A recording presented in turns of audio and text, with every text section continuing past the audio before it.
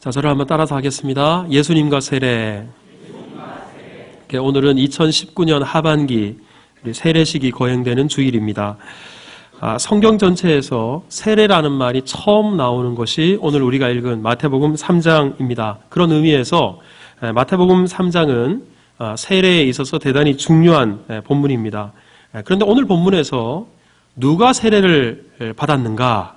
13절을 보면 이때 예수께서 끝부분에 세례를 받으려 하시니 다름 아니라 예수님께서 세례를 받으셨습니다. 그런데 여러분, 예수님께서 세례를 받으셨다, 이것은 우리가 결코 가볍게 생각할 문제가 아닙니다. 왜냐하면 예수님은 세례를 받으실 이유도 없고 또 세례가 필요한 분도 아니시기 때문에 그렇습니다.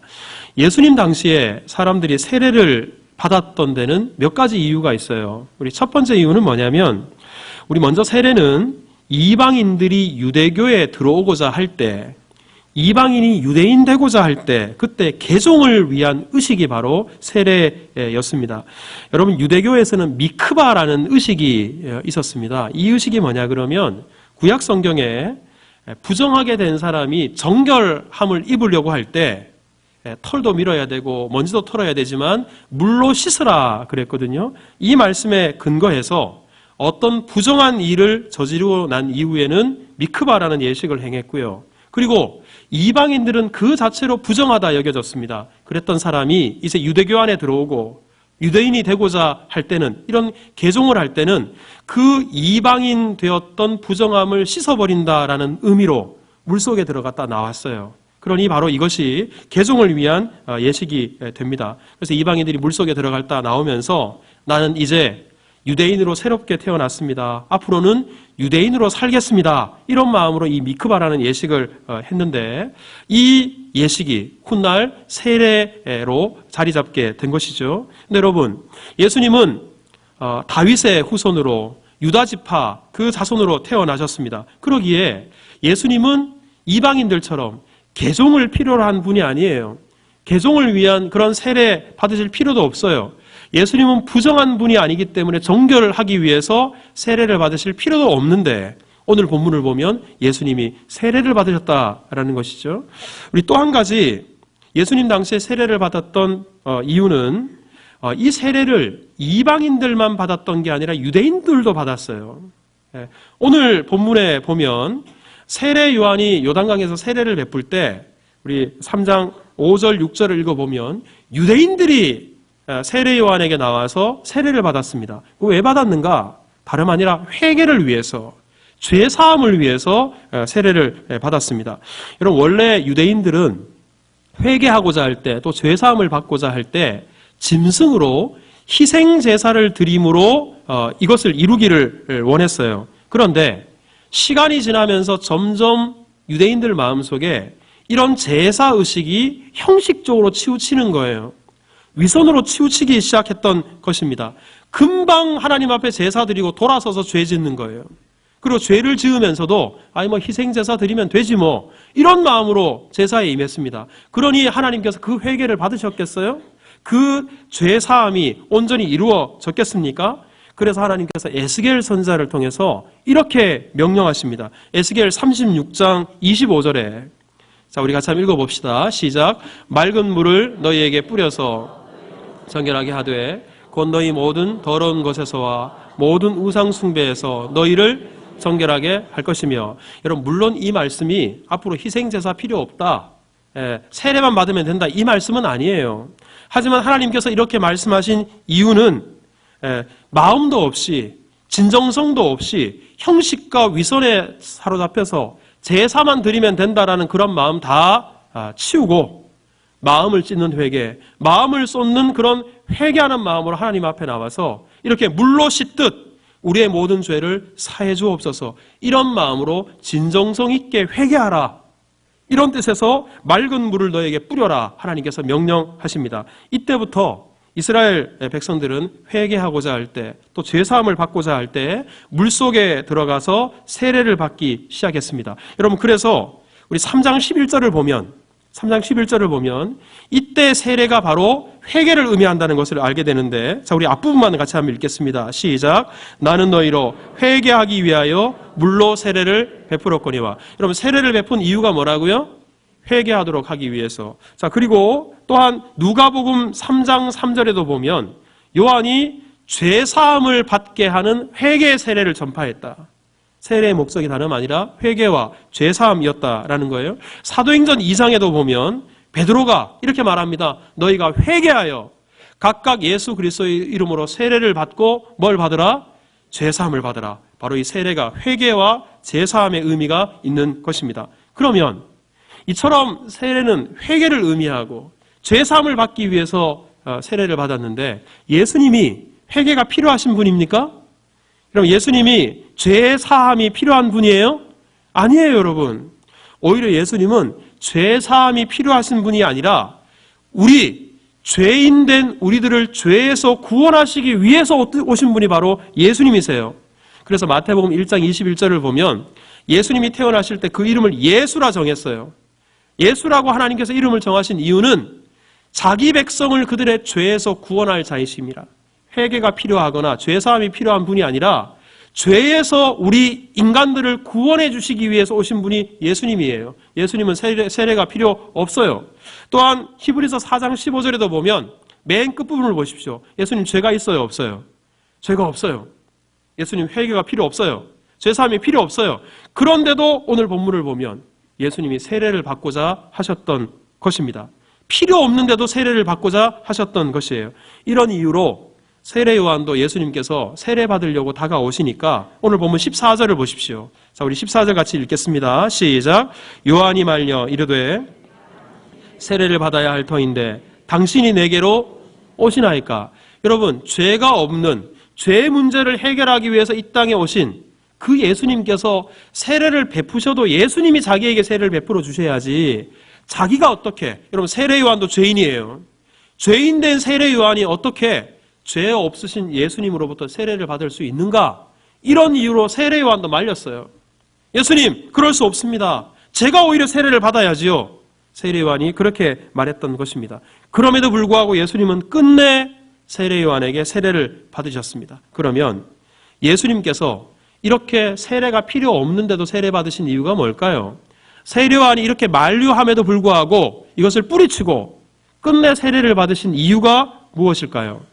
그 이유가 오늘 보면 15절에 나옵니다. 자, 15절 같이 읽겠습니다. 시작.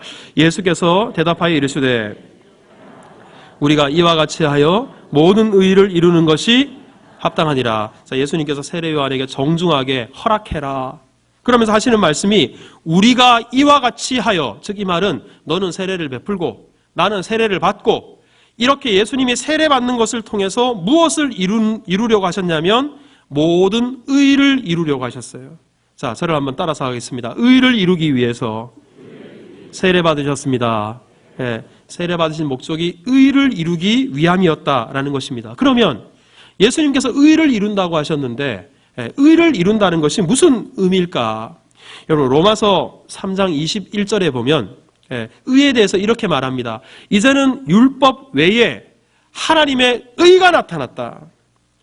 하나님의 의가 나타났다. 근데 이 의가 무엇인가? 그 다음 절을 보면 23절에 이렇게 말씀합니다. 모든 사람이 죄를 범하였음에 하나님의 영광에 이르지 못하더니 모든 사람들이 죄에 빠졌어요. 그래서 하나님의 영광에 이르지 못하더니, 즉 다른 말로 하면 하나님의 의에 이르지 못하는 거예요. 하나님의 의가 이루어지지 못했던 것입니다. 그래서 그 다음 절 24절에 우리 같이 읽겠습니다. 시작. 그리스도 예수 안에 있는 속량으로 말미암아 하나님의 은혜로 값없이 의롭다 하심을 얻은 자 되었느니라. 여러분, 이것은 무슨 말이냐면 모든 사람이 죄를 범했어요. 이 죄 때문에 하나님과 원수가 되었어요. 하나님과 관계가 깨어져 버렸어요. 그래서 하나님의 의에 이르지 못해요. 하나님의 영광에 이르지 못하게 되었어요. 절망스러운 것은 우리의 의로, 우리의 노력으로, 우리의 힘으로는 이렇게 하나님의 의에 이르지 못한다는 것입니다. 그래서 하나님께서는 죄 없으신 예수님에게 우리의 죄를 맡기셨어요. 예수님께서는 우리 대신 고난당하시고, 예수님께서는 우리 대신 십자가에 못 박혀 죽으시고, 예수님께서는 우리 대신 하나님으로부터 버림을 받으심으로 말미암아 우리의 죄값을 대신 지불하셨습니다. 이것을 통해서 하나님의 의를 이루고자 하셨던 것입니다. 여러분, 그래서 고린도후서 5장 21절에 중요한 말씀이 있는데, 자, 같이 읽겠습니다. 시작. 하나님이 죄를 알지도 못하신 이를 대신하여 죄로 삼으신 것은 우리로 하여금 그 안에서 하나님의 의가 되게 하려 하심이라. 여러분, 여기 보십시오. 죄를 알지도 못하시는 이분이 누구십니까? 예수님이에요. 예수님은 죄인도 아니시고 죄를 알지도 못하세요. 그럼에도 불구하고 예수님을 죄로 삼으셨어요. 죄인 되게 하셨어요. 죄인처럼 십자가에 못 박혀 죽게 하셨어요. 왜 그렇게 하셨는가? 하나님의 의를 이루시기 위해서. 때문에 여러분, 예수님께서 죄인도 아니신데, 부정한 것도 아니신데, 회개가 필요하신 것도 아니신데 세례를 받으신 이유가 바로 이것입니다. 예수님께서는 우리의 죄, 나의 죄를 위해 이 땅에 오셨습니다. 이 죄를 해결하시려면 예수님이 마치 죄인이 되셔야 돼요. 죄인과 똑같은 사람으로 취급하셔야 돼요.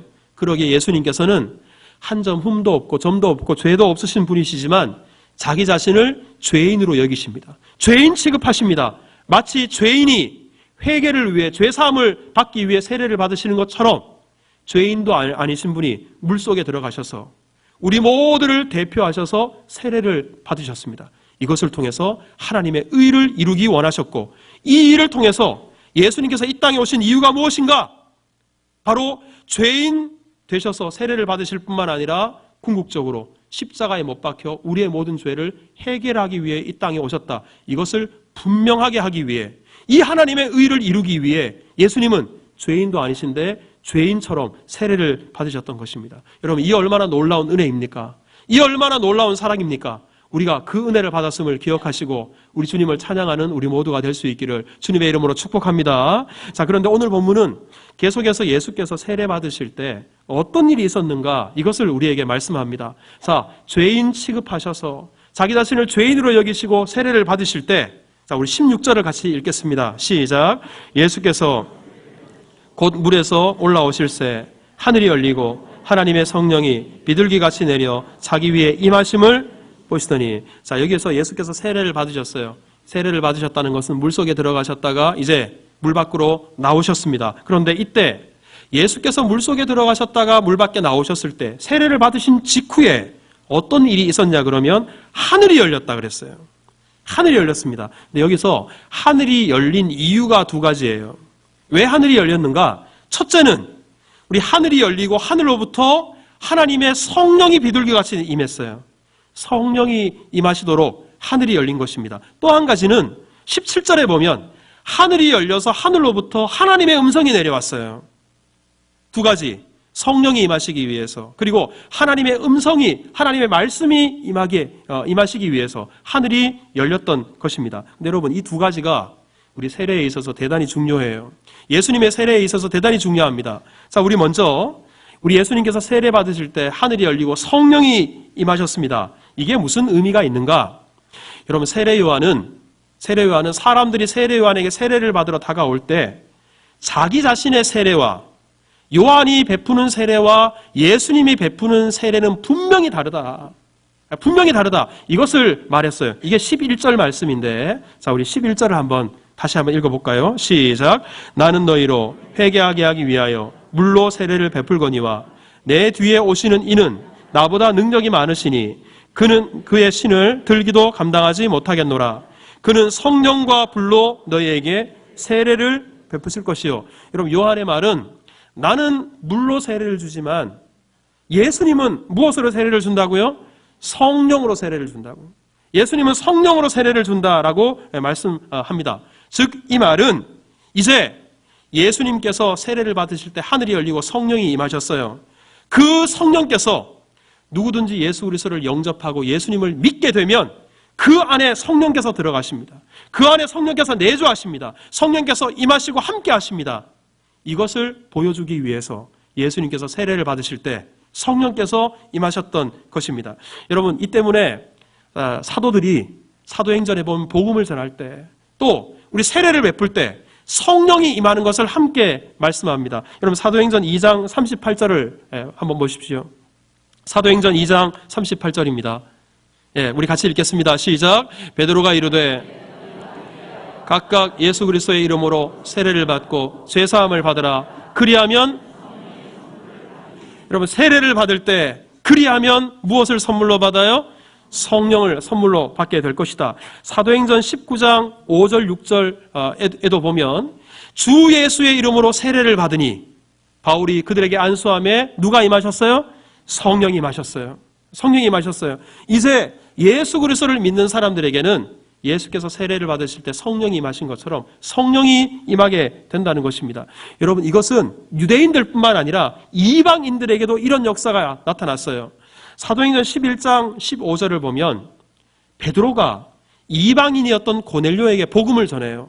그런데 이 이방인이었던 고넬료가 예수님을 복음을 듣고 예수님을 믿었어요. 그랬더니 어떤 일이 일어났는가? 우리 같이 한번 읽어봅시다. 시작. 내가 말을 시작할 때 그들에게 임하시기를 처음 우리에게 하신 것과 같이 하는지라. 내가 주의 말씀에 요한은 물로 세례를 베풀었으나 너희는 성령으로 세례를 받으리라 하신 것이 생각나노라. 여러분 이게 무슨 말이냐면 이방인이었던 고넬료에게 세례를 베풀었더니 그 이방인 고넬료에게 성령이 임한 거예요. 이 놀라운 역사를 베드로가 보고는 어떤 말씀이 생각났냐면 바로 마태복음 3장 오늘 본문이 생각난 거예요. 아, 세례 요한이 자기는 물로 세례를 주지만 예수님은 성령으로 세례를 주겠다 하신 말씀이 바로 이것을 가리키는 거구나.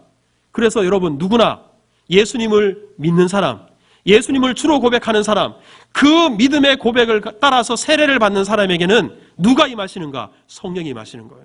성령께서 우리 안에 계시는 거예요. 성령께서 내주하시는 거예요. 성령께서 함께 하시는 거예요. 우리 세례 받으신 분 믿으시기 바랍니다.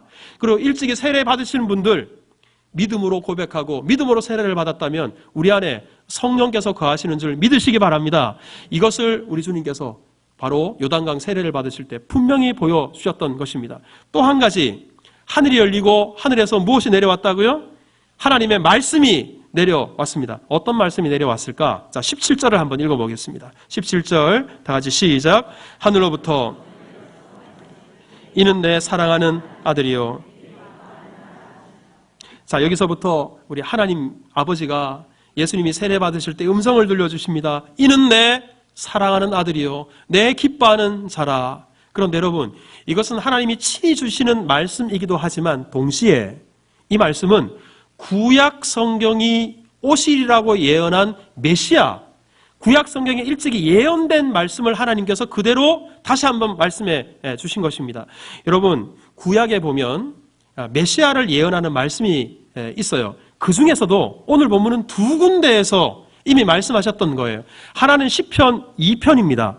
여러분 이 시편 2편이 메시아 예언시예요. 그 시편 2편 7절에 보면 이렇게 말씀합니다. 같이 읽습니다. 시작. 여호와께서 내게 이르시되 너는 내 아들이라 오늘 내가 너를 낳았도다. 여러분 여기서 너는 내 아들이라, 장차 이 땅에 오실 메시아가 너는 내 아들이다 내가 너를 낳았도다 하나님께서 하신 말씀이에요. 자, 또한 이 말씀은 동시에 이사야 42장에 나온 말씀이기도 합니다. 자, 이사야 42장 1절 같이 읽어봅니다. 시작. 내가 붙드는 나의 종 기뻐하는 나의 택한 사람을 보라. 여기서 보면 내 마음에 기뻐하는 나의 택한 사람을 보라. 이것도 오늘 본문이에요. 내 기뻐하는 자라 같은 말씀이에요. 자, 이렇게 시편 2편과 이사야 42편에 있는 말씀을 하나님께서 요단강에서 하늘을 열고 이 말씀을 들려주셨는데, 그런데 여러분 이 시편 2편과 이사야 42편은 똑같이 메시아를 예언하는 말씀이지만 좀 차이가 있어요. 무슨 차이가 있는가? 시편 2편은 메시아가 이 땅에 오되 어떤 모습으로 오는가? 왕으로 오신다는 거예요.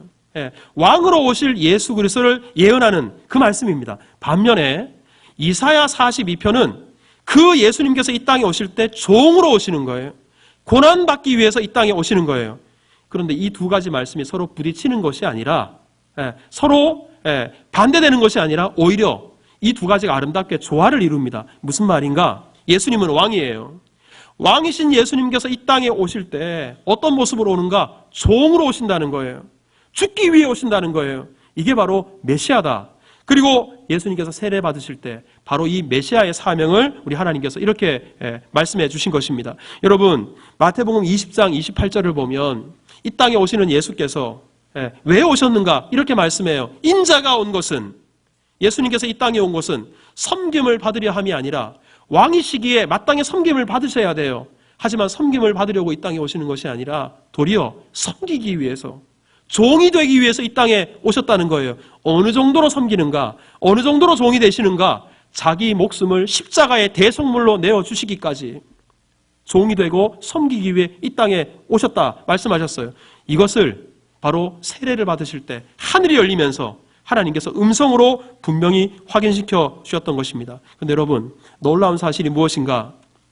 예수님께서 이처럼 세례를 받으실 때 하늘이 열리고 하나님께서 응답하셨어요. 이는 내 사랑하는 아들이요 내 기뻐하는 자라. 그런데 훗날 예수님께서 십자가에 못 박혀 죽으실 때, 그때 예수님께서 십자가 위에서 절규하셨어요. 하늘을 향해서 엘리 엘리 라마 사박다니, 나의 하나님 나의 하나님 어찌하여 나를 버리시나이까. 하나님을 향해 부르짖었어요.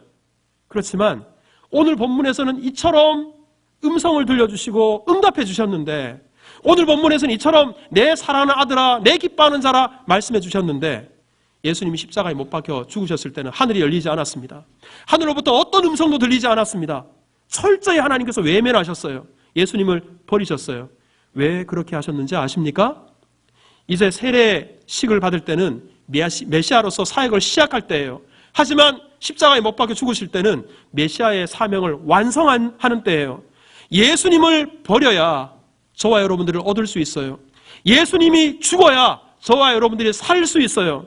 예수님이 이런 고난을 받아야 우리 가운데 있는 모든 죄의 이 무거운 짐들이 다 벗어질 수 있어요. 그러기에 이렇게 내 사랑하는 아들아 내 기뻐하는 자야 말씀하셨던 주님께서, 우리 하나님께서 십자가에 못 박혀 죽으실 때는 철저하게 외면하시고 음성을 들려주지 않으시고, 그리고 예수 그리스도를 버리셨던 것입니다. 사랑하는 성도 여러분, 우리가 이 놀라운 은혜를 받았습니다. 그리고 예수 그리스도의 이 십자가를 통해서 그리스도와 신비롭게 연합되는 놀라운 은혜를 누리게 되었습니다. 물속에 들어가서 죽게 되고 물 밖에 나와서 다시 살아나는 것처럼 예수 그리스도 안에서 옛사람은 죽고 새 사람은 다시 살아나서 예수와 함께 성령 안에서 살아가는 그런 놀라운 은혜를 우리에게 허락해 주셨습니다. 예수님의 세례를 통해 이 놀라운 은총을 우리에게 허락해 주셨다는 사실을 기억하고, 세례 받으신 분들은 새 생명 가운데 행하는 은혜가 있기를 바라고, 세례 받지 못한 분들은 예수님을 믿고 세례를 받아 이 놀라운 은혜 가운데 거하는 우리 모두가 될 수 있기를 주님의 이름으로 축복합니다.